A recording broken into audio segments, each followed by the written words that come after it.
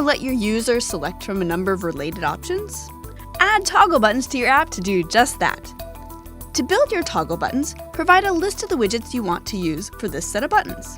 In this case, we use an icon for each button. Next, set the isSelected parameter. This takes a list of booleans that's the same length as your children list.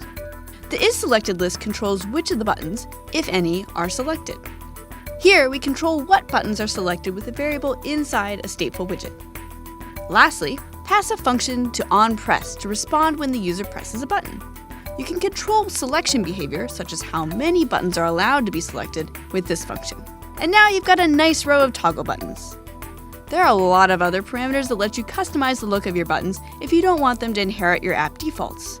You can set the text and icon color for when the button is unselected, when the button is selected, and the background of the selected buttons. You can control whether there's a border between the buttons and the shape, color, and size of the border. You can even set the colors for the inkwell and the highlight color after a long button press. You can also set the color when the toggle button selection is disabled.